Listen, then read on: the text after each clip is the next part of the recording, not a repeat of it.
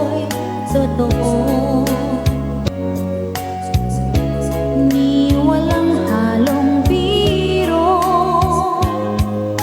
kaya sana'y paniwalaan mo ang pag-ibig kong ito. Walang ibang mamahalin kundi ikaw lamang piling.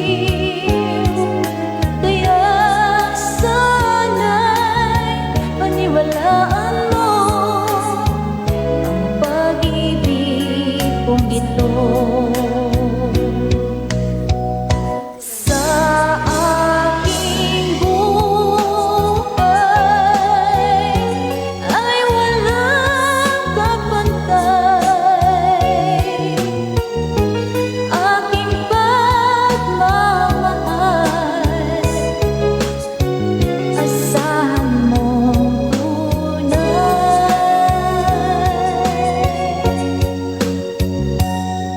Pag-ibig ko sa'yo'y totoo. Ni walang halong biro, kaya sana'y paniwalaan mo ang pag-ibig kong ito.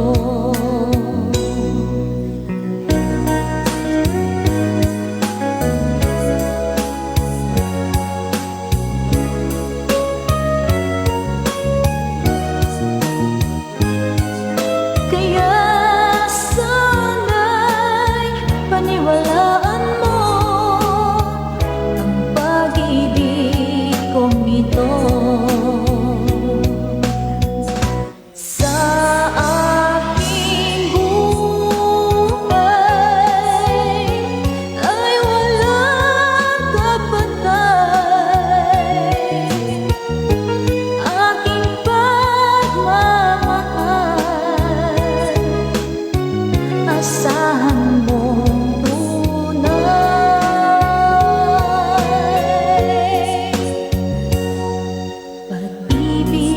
sa'yo'y totoo. Ni walang halong biro, kaya sana'y paniwalaan mo ang pag-ibig kong ito. Kaya sana'y paniwalaan mo kong ito.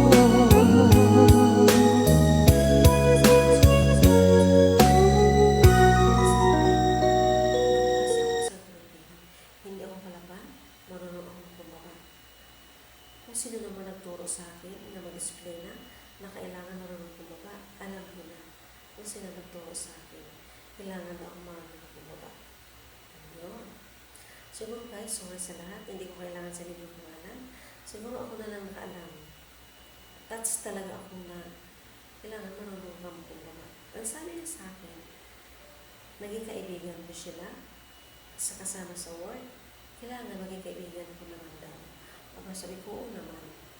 Marunong ako maging kaibigan.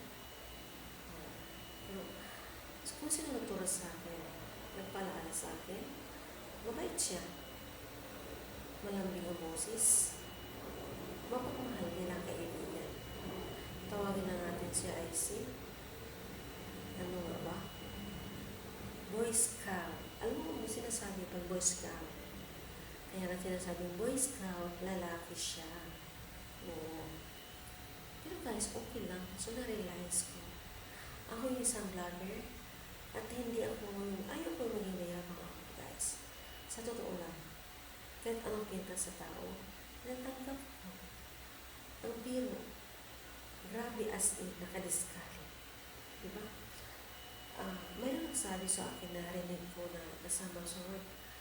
Napansin daw nila ako na minsan lang ako mag-crush na isang lalaki. Sa isip ko, sa realize ko, tama ka. Tama ka, idol. Tama ka, idol. siya ay si Zombie. Idol ko yan. Bakit? Alam niyo guys, idol ko dahil joker siya, mahilig sa kwento, masayahin na bata. Yan. Kaya, yan, guys, gayahin niyo ako. Pagdating sa work, huwag kayo maging strict. Kailangan marunong tayo magkasama. Isa pa, dati sa Accenture kasi guys, marami nag-a-apply. Mabait ako sa kanila. Diba? Siyempre, pumasa sa interview sa akin, siyempre, ibibigay ko sa pangalawa sa team leader. Yan. Tawagin natin siya ay si Sir Sindre. Oo. Tsaka, ano siya, sabi ng iba bakla daw. Pero, ay, huwag kayo masabi ko, huwag kayo masabi ng ganyan na bakla. Lalaki yan, gwapo lang siya. Oo. Pero magalang sa akin. Parang anak ko lang din siya. Pero hindi, pumangkin. Para sa akin, pumangkin ko lang siya. Kasi 30 plus na siya. At hindi pa siya nag-asawa. Kasi kailangan mo ng tulungan yung kaibigan niya. Hindi, kaibigan, joker ka din. So, ang sabi sa akin, bilang isang gulang, kailangan kami ng tulungan. So, ito kaibigan ko siya. Oo. Sabi niya, babalik na ako sa work. Sabi ko, hindi na. Tama na yun, mag-assistant ako dito.